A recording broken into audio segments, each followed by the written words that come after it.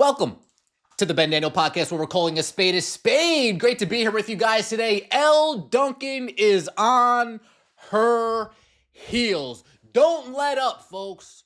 Don't let up. That's right. Elle Duncan, ESPN, the WNBA media, they may have been used to lying to the 46,000 old fans. They may have been used to not getting called out by the 46,000 old fans, not being held accountable by 46,000 old fans. The old guard was just so happy. Oh my gosh, women's basketball is great. Just tell me what I want to hear and everything will go swimmingly well. And then real fans started entering the space. And then real sports heads started entering the space. And then people who said, wait, 1 + 1 doesn't equal 3 here. Excuse me, hand raised, Elle Duncan, you're trying to tell me that 1 + 1 = 3? New fans, a majority of us, we have brains in between our ears, right? We actually think for ourselves. We do something that the old guard doesn't know. It's called critical thinking. It's a crazy concept. It is a crazy concept. So when Elle Duncan goes on Twitter and has this exchange goes viral. Elle Duncan, I can help you here.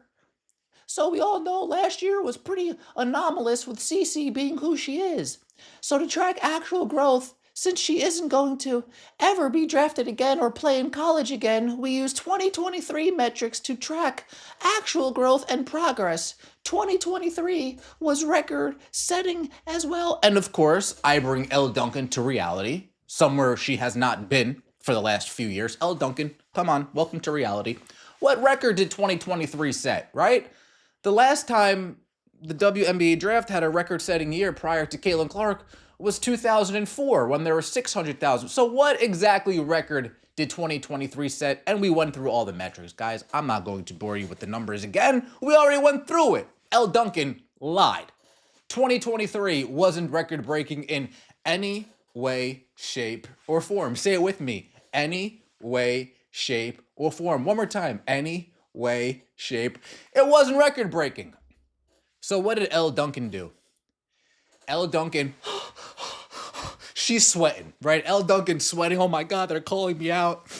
Oh my God, I can't just lie like I used to. Oh my gosh, I don't have any facts. I don't have my story straight. What am I gonna do? I know what I'm going to do. I'm going to play the victim.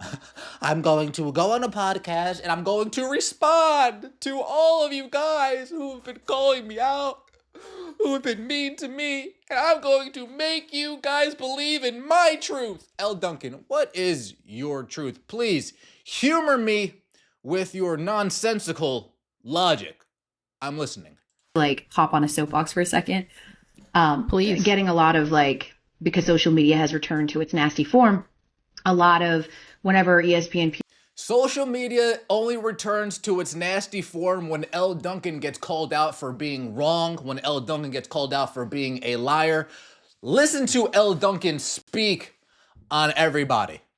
PR is talking about this year's ratings, and they keep comparing it to 2023.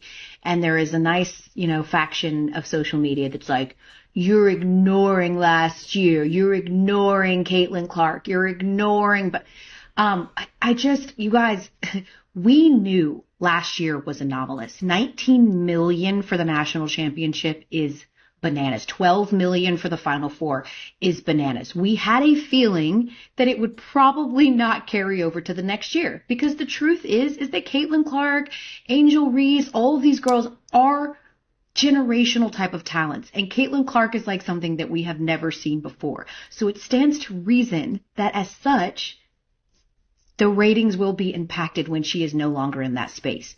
The reason that we are comparing this year's numbers to 2023 is because before last year, 2023 was setting ratings marks because it was historic in nature. And so Caitlin's never going to get drafted again, and she's never going to play in the college space again. And so we have to compare the numbers to actually track and measure real growth from 2023, because that tells us, okay, this was not just a blip on the radar. It was a Caitlin Clark thing. It was last year's class. it's showing us that it is tracking, that these ratings continue to grow and improve. And so I hope that people don't feel deflated in any type of way that the numbers this year were not the numbers that they were last year. We all knew that wasn't going to happen, friends. Like, we all knew that. Right. But we are still seeing huge, I mean, our tournament this year, as opposed to 2023, which is the year that we measure, is up 45%. And so to be able to witness the complete buy-in, to witness like the talent that's on the court, because that's also the thing. You can get the attention, but it's up to the young women on the court to deliver on their promise of great television. O-L-O-L. L-O-L. Elle Duncan. Elle. What ratings marks did 2023 set? We already went over this. Generational type talent in the draft. Oh my gosh, we got to go over this again. We knew 2023 was anomalous. We knew, but you guys told us all last season that this growth wasn't because of Caitlin. You guys told us all last season that the growth wasn't because of Caitlin Clark. And then when our argument is, well, it was because of Caitlin Clark, then you guys turn around and say, oh, well, we can't use the Caitlin Clark numbers because her numbers were so out of this world that it doesn't really track properly. So we need to go back to the 2023 numbers. But Elle Duncan, Elle Duncan, I don't even want to call you names. I'm trying to be a better person. Elle Duncan, if you think going from 530,000 for a draft in 2023 to 1.2 million to a draft in 2025, if you think that growth is actual, if you think that growth is the trend, you might be an idiot. You might be the world's biggest dum-dum. You are a fool. You think 700,000 people came out of nowhere and that's trend, that's growth, that's track worthy? You are a dum-dum, Elle. You know what you could have just said, Elle? You know what you could have just said? You could have just given me the same apology that you gave to Cheryl Swoops. That we had surrounding Cheryl Swoops, who had joined a podcast and was, talking about quote unquote Caitlin Clark amongst various other topics. And I'm always really hesitant to sort of address things like a second and a third time after addressing them the first time, just because it keeps it fresh in the news cycle, right? But I want to address the situation despite the fact I've already apologized last Friday because of a couple of reasons. A, because I just went to NABJ and I sold these journalists on doing proper research. And B, because I want to answer to the folks who think that I waffled or took a step back because I was somehow influenced by some woke mob that forced me to.